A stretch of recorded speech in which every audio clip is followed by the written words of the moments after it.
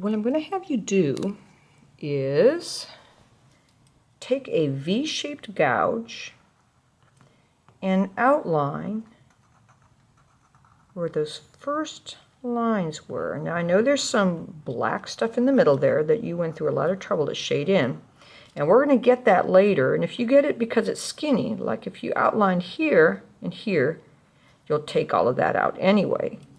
But don't go looking for it. Don't get that on purpose. What I want you to focus on today is simply getting the outlines.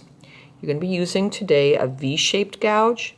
A V-shaped gouge is shaped like V for victory. You can see the bevel edge there, the little shiny part.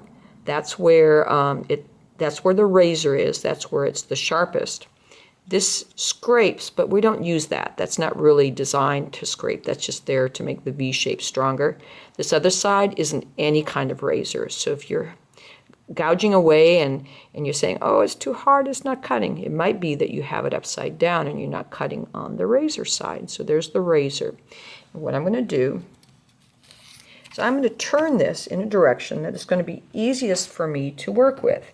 I'm going to go down and in, because I want to get a little ways in. I don't want to just skim across the top.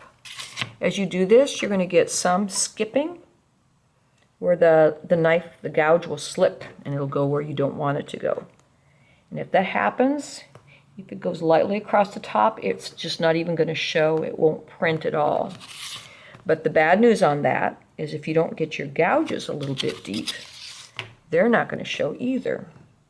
Now you notice I keep turning my linoleum because I want to make sure that I'm not having to gouge sideways or gouge this direction. I'm just not going to be in a strong position if I do that. Okay, and I want to get all of those outlines. So what happened here is it didn't just take the outlines, it took everything.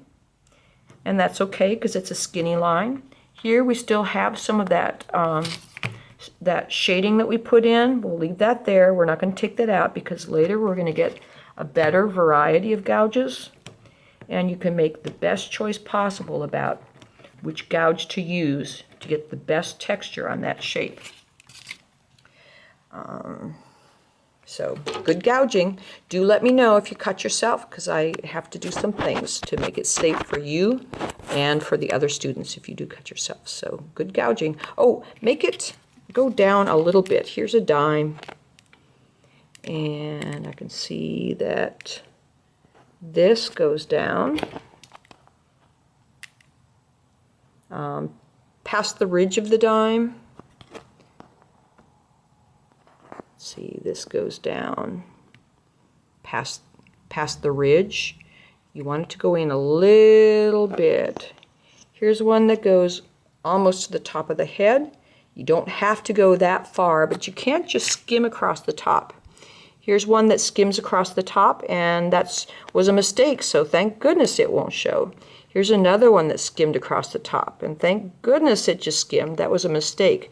On the parts that I really want to show, for instance, the eyes and the lips, then you want to get those deep enough that when we do the brayers, because we're going to put ink on here, we're going to put ink across the surface, we don't want the ink to go into those cracks. So, good gouging, safe gouging.